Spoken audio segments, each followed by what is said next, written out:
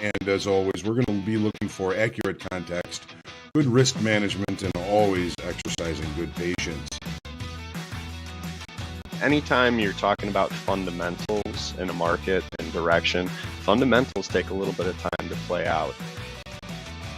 We got crude oil today, kind of trading yesterday's value area really nicely, low to high.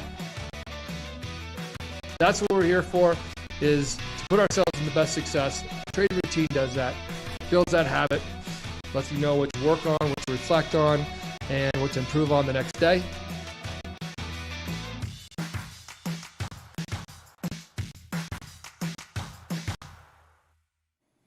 Good morning and welcome to today's market forecast. It's Wednesday, November the 17th. I'm John Hoagland. Thanks for trusting me with your time. A little bit of economic news this morning, but as always, we're going to be looking for good context, risk management, and patience. A little bit of a heads up about some things coming up next week. Tuesday into Wednesday, metals, interest rates, and nat gas all roll next week. But I won't be here to remind you. We won't be having any forecasts or recap or anything next week. It's Thanksgiving. We're going to be taking the week off from all the broadcasts and everything, and taking a little bit of time to spend some time with friends and family. So just a heads up. I'll remind you later in the week again. As far as economic numbers this morning, 7:30, the housing starts and permits came out. Starts were a little bit lower. Permits a little bit higher.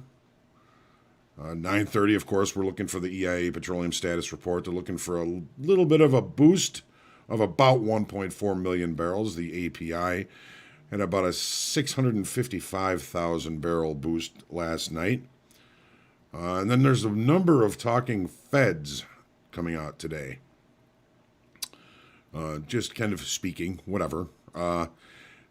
President is to decide the fate of Fed Chairman Powell by the end of the week. It's going to be between Powell and Brainerd. Not much is likely to change. Our equities this morning started off kind of mixed and still look kind of mixed. So mixed bag this morning on the open for the equities. As far as earnings are concerned, Target and Lowe's already out this morning, beating expectations. We have Cisco after the close. Small rise in crude stocks by the API. Expecting EIA, again, another boost by the EIA, along with some spiking COVID rates, has demand in question and pricing in crude oil a little bit to the downside. Today, we're going to be trading January crude. Volume finished yesterday a little bit higher in December, but this morning, of course, the January has more volume. It's approximately a $1 discount from December to January, so I've adjusted everything on my charts, and I'm ready to trade January today. We'll be hopefully able to catch that opening range this morning in crude. As always, make sure you like, share, comment, question, feedback, and heckling are always welcome. The Talking Feds, is that a musical band? Yeah, it sounds like it could be, right? Make sure you like, share, comment, question, feedback, and heckling are always welcome. Subscribe to our YouTube channel so you get notified when we do go live. A brief look at the VIX, the dollar index, and the 10-year yield a couple of minutes ago. VIX pretty steady at 1644. Dollar index hanging just below the 16-month high at 95.87. And the 10-year yield off just a little bit this morning at 1.64%. We do have group coaching today. Here is the link so you can join in. Looking forward to another good session. And as always, I got to say good morning to everyone. Brian's first one in the room this morning. We win the prize this morning. Brian, we've got George, Miguel, Zoraine, Isaac, Frederico, Chris, good morning. Another beautiful day in the markets. Ricardo, Vince, good morning. Dr. VJ, my brother Rick, channeling his inner Matthew McConaughey again. All right. Adam Lake, good morning, Kevin, Felix, Walt. Three Lions Insight, good to see you again. James, Dead Letter Opener, what's up? Nemo, you guys will be all right. Maybe you should take a little bit of time off as well. Volumes are probably going to be pretty low next week. A lot of folks will be taking next week off. Of course, you're not going to be trading on Thursday and probably not doing much on Friday either. Jerry is awake. Hopefully I am too. If talking Feds can only lead to one thing. Dead Letter Opener, NVIDIA. George, good morning. I was wondering when to change to January. I just always keep an eye on the volume. When you look at the volume this morning, much more volume in the January contract. So the switch happened throughout the day yesterday. Alfred, good morning. Wen, Rob T, good morning. Maybe I should get a dog. There you go. Brody, good morning. Charles, Subconscious. I'm going to ask, is Ryan here? Ryan W. He put a comment in the chat yesterday right as we were ending the forecast, and it was such a nice comment. He's a funded trader. He's taking his first withdrawal, and hopefully if he's watching, his girlfriend isn't watching, he's going to get a ring. He's going to use some of that money to get an engagement ring. I thought that was very nice. Hey, nice job, Three Lions. Waiting for the funded account. Good job. Always happy to hear of successes. All right, let's get set up here and we'll get into the charts. All right. Again, congratulations, Three Lions Insight. Ryan, let me know you're here, if you're here.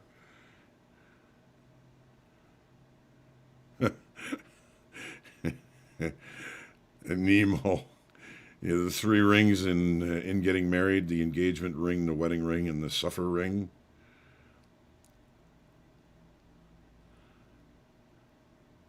Let's let them be happy. All right, let's jump into the charts and we'll see what we see.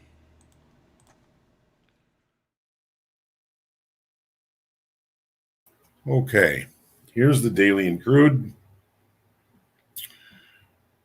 Going to make this big. We know that we've had this big run up here. Weekly kickoff was 85, now 84 on the high. The low, 77.25, just moved them down about $1 because, again, there is a discount to the January contract from the December contract. You can see the kind of rollover range that we're kind of stuck in here. We've got a little bit of a move down towards the low end of that range. And we are going to be kind of focusing on the extremes of this range. We're getting relatively close to the lower extreme. We lost 13,000 in open interest yesterday, but largely probably due to rollover. So I'm going to be using range-bound rules, short time frame control. The longer time frame still focused on getting a cheap roll, I believe. So we're going to be kind of depending on some of those short time frame levels to lean on. Here is the 30-minute. So I'm just looking at, I'm just going to review what we were looking at yesterday with the late spike. If you remember, we opened above the late spike, but we had left the opening range at the high of the session. Well, we were also looking at areas for opportunities to look to get into the late spike. Now, the first opportunity was at the base of the late spike, which really was the low of the first 30-minute session. It did not hold. We were then going to be looking at mainly the afternoon pullback low, which I'm just going to mark that here as 78.69. We never did quite get there. We never did re-accept inside of value from yesterday. There was always that possible value area special situation play that did not give us that opportunity. And by the end of the session, the market had turned all the way back up and basically traded almost all the way back to the high of the opening range, actually through the high of the opening range, putting in a new high, and then just kind of falling back right back to settlement. It's within a couple of ticks of last week's or of yesterday's settlement. Okay, just kind of thrown in here a little bit. So really not a lot of change. This morning, we've got overnight inventory to the short side. Settlement is 79.74, and the vast majority of our overnight activity was to the downside and continuing to try and push down to that level. So where is our range? Okay, last week's low and the low from Monday, it looks interesting. Just the extreme of the range that we've been in. Looks like we're going to be opening with a gap, which may give us an opportunity at that opening range to see if we can get an early entry into a decent trade location. We're opening out of range, out of value. If we don't close the gap, that might push us to lower pricing, of course. We're going to be looking to trade in the direction of the gap. But if we can close the gap, then we may also have another value area special situation play. If we open outside of range and reaccept inside value, the probability states that there's a good chance that we could rotate all the way back to the high of value from yesterday. So this is a pivotal area down here. Last week's low, Monday's low. It's kind of a wide area to be looking for an opportunity. So try and stay patient. Maybe we'll have the opportunity to come back and watch the opening range. But for now, let's just move on to the S&Ps.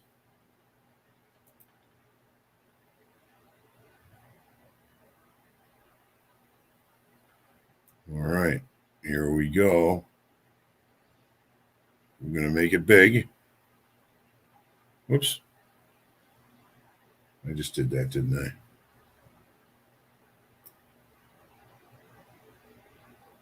$5.99.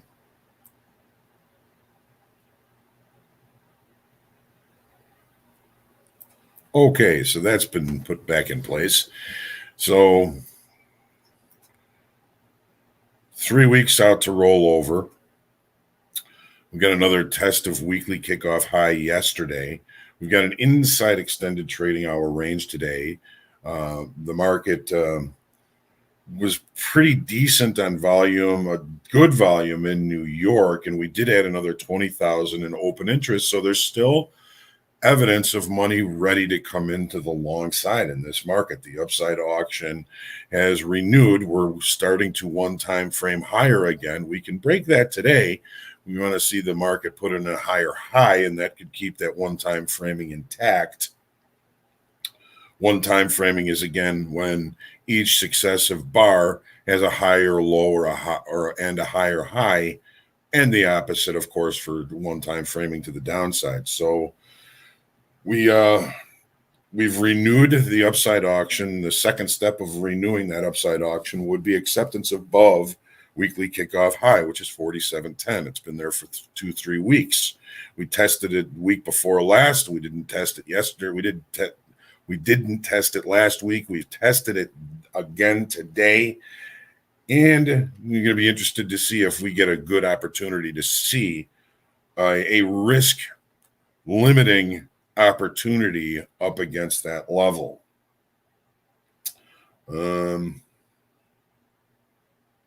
Take a look at the 30.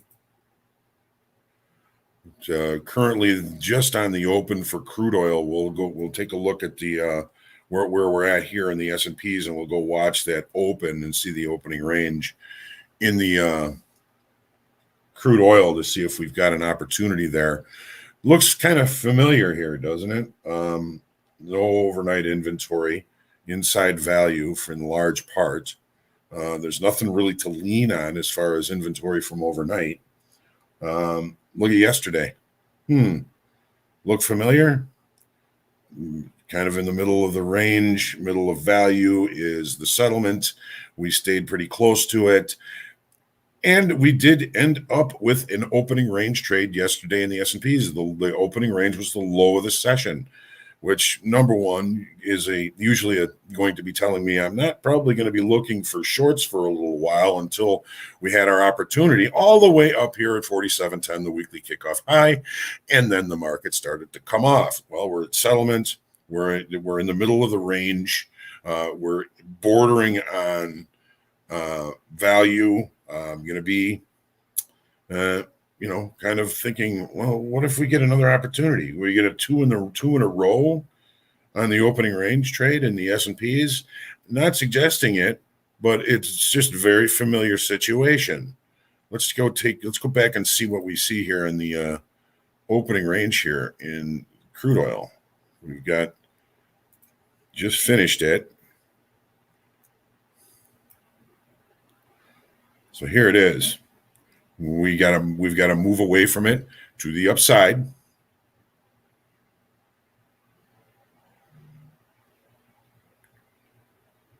So the opening range is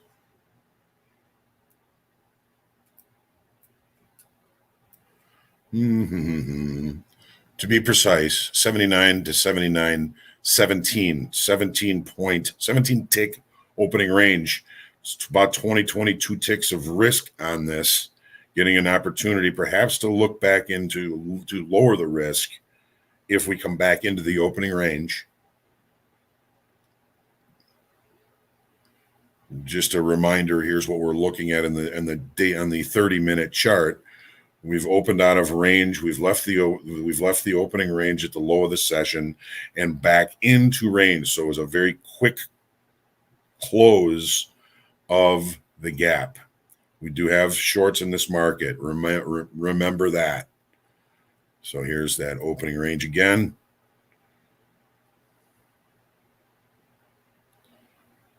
Might be an opportunity for us here. Let's go look now at the Nasdaq.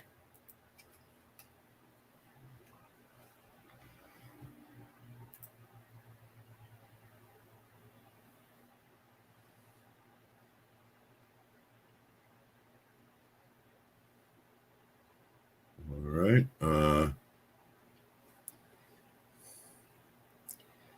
Nasdaq daily. Very similar to the S&Ps, of course. One-time framing returns. We actually have a higher high in the overnight session in the Nasdaq. Open interest increased another 2,300 yesterday. The volume is not so great. It's kind of just but that's what the equities do on the upside. They just don't bring the huge volume. The open interest to me is encouraging that the upside auction remains healthy. We've got last week's high, of course, a potential resistance, and then of course that big fat round number, the James S big fat round number, 16,500 above that.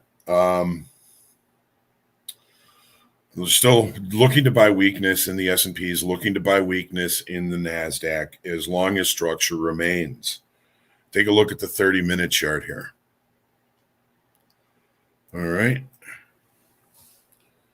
So similar, but a little bit different. We're bordering the high of value in the Nasdaq, where in the S&Ps we had a much deeper pullback off the high yesterday. Well, it was a more important inflection level. It makes sense that we brought in more sellers up against that level. But again, no overnight inventory. I'm going to try and stay patient. Again, very familiar. Same thing yesterday. No real overnight inventory. And then we left the opening range within one tick of the low yesterday and then drove higher. So, the market seems to be attracting regular trading hour traders. We'll see if that happens again today.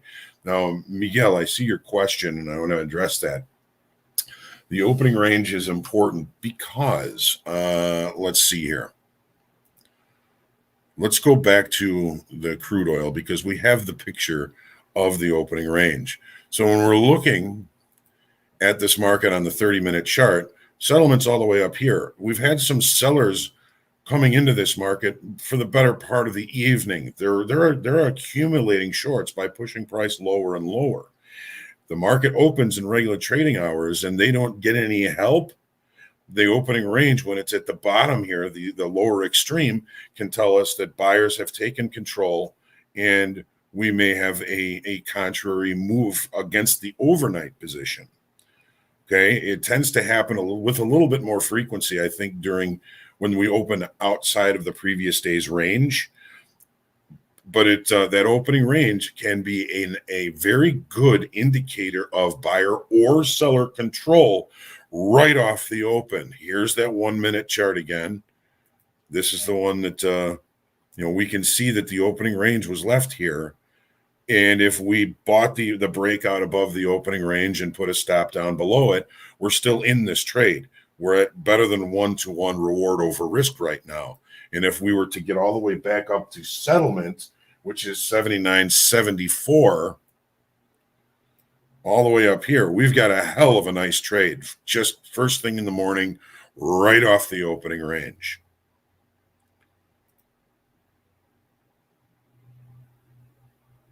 All right. Okay, let's move on to the Nasdaq now. High volume nodes in the Nasdaq, Charles. We were always is the point of control. It's right here. It is, let's call it 16,297. And then we've got another high volume node from yesterday down here near the low of value, 16,239. 16,240. Those are your high volume nodes from yesterday. Mark, what do you consider the opening range? The first 5 minutes? There are those that do look at 5 minutes. There are those that look at the opening range as 30 seconds. The opening range is basically a pit term when there were when the brokers would be standing there waiting for the open. They knew that they had orders that were due fills right on the open. If it was really busy, it may take them longer and take a wider price range for them to do that. But in electronic trading, if there's something that I want to execute right away, all I have to do is push a button and I can begin to execute, even if it's a larger order, and I think a minute is long enough. Okay. Right. So no overnight inventory, in range, in value. Try and stay patient.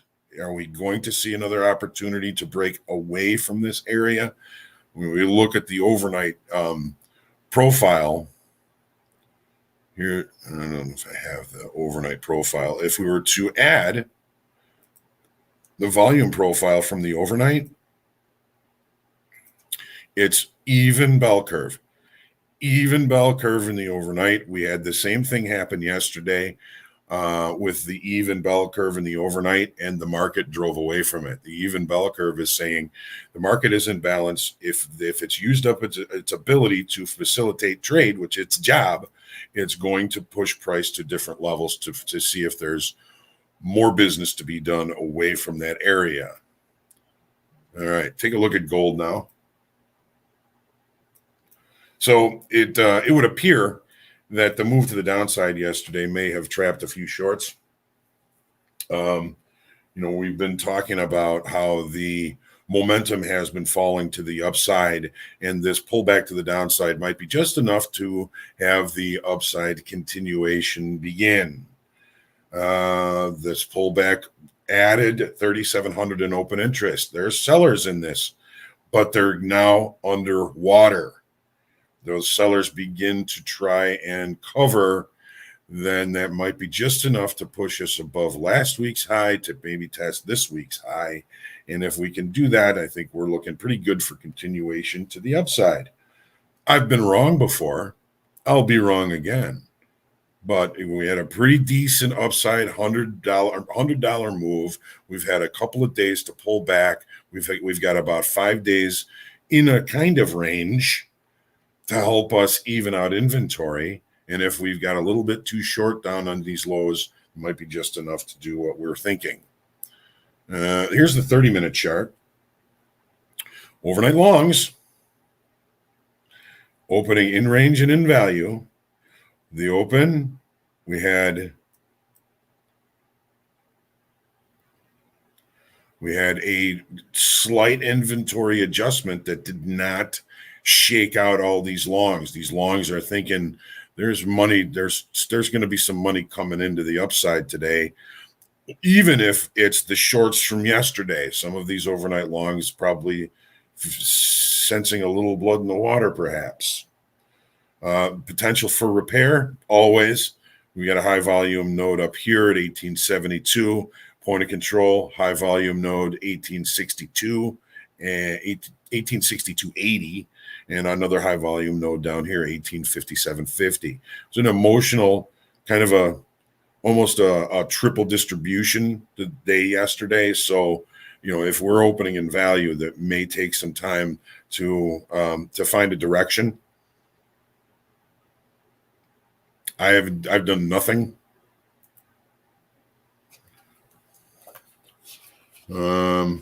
Myrick, I see large volume sell orders in Nasdaq at 16,350. Sits there for hours. Do you think that might be a magnet price? Well, the one of my old bosses in the lumber pit actually used to tell me that the market always goes to the point of greatest aggravation. And there's probably a lot of eyes looking at that saying, I wonder if it's actually there. If eyes are looking at it, it may become a magnet price just to go see if there's actually that business to do there. The market always goes to the point of greatest aggravation or where it causes the most pain.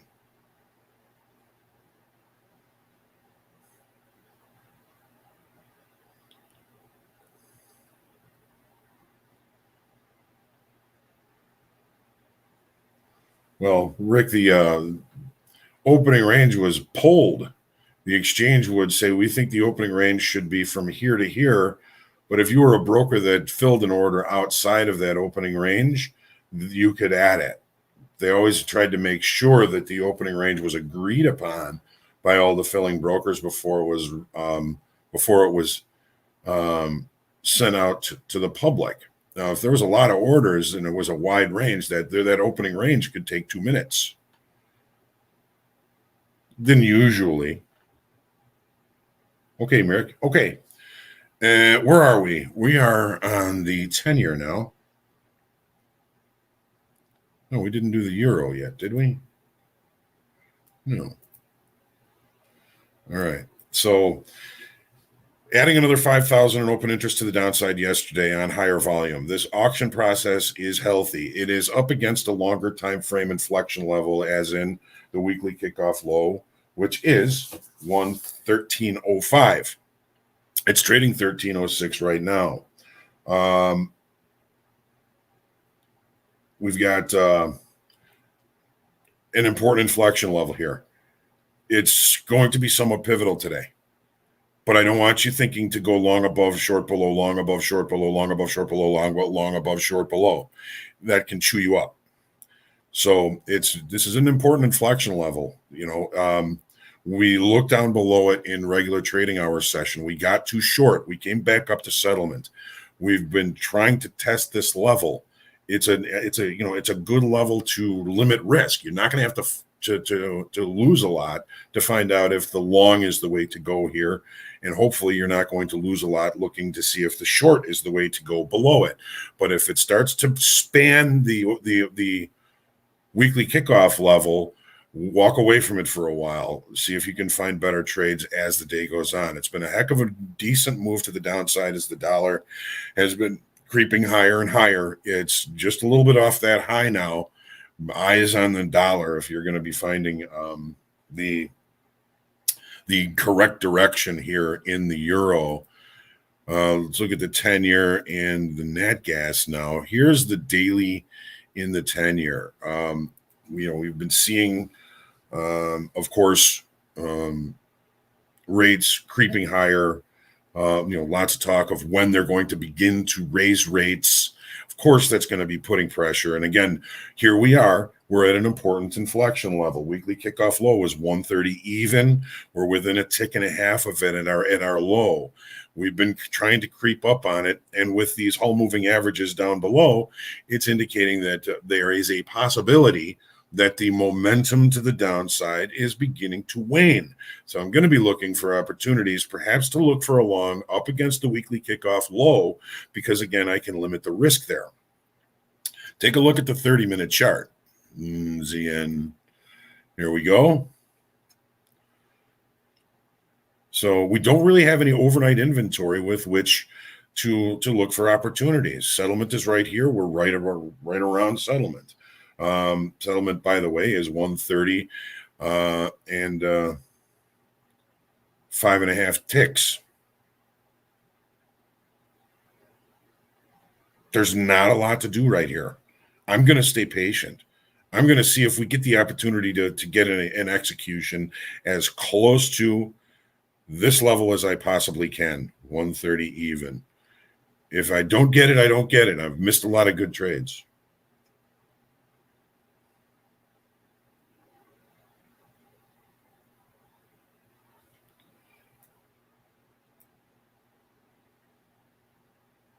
I'm just taking a look. I'm not seeing too much.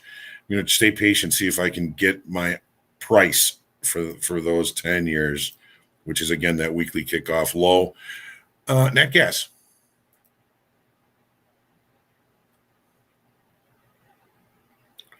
We were unsuccessful in creating our island low yesterday. We came up. We almost closed this gap. Almost. So there's still a little bit of a gap up there. But we came back and we're back in, what might be considered an island low if we didn't close that gap. I'm calling the gap closed. It's my prerogative to call that gap closed. Open interest, we added 60 contracts yesterday. It's estimated. Not a big change in open interest. Not a major event to come up and close that gap. It was an eyeballer. Take a look at the 30-minute chart. There is something kind of interesting on this 30-minute chart.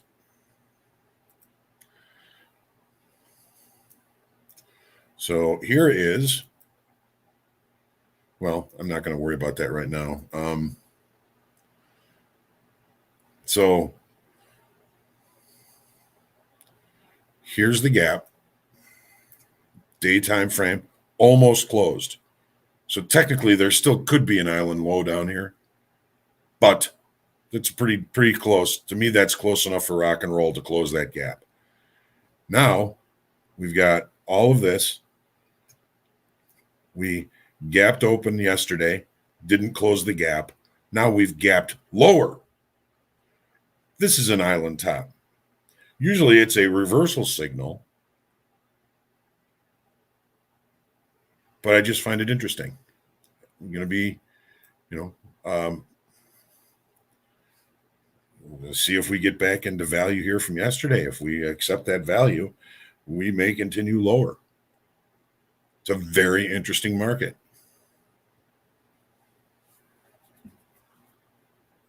All right, let's come back. All right. Okay. The source of all humor is not laughter, but sorrow. Yeah, how about it, right? Tragedy.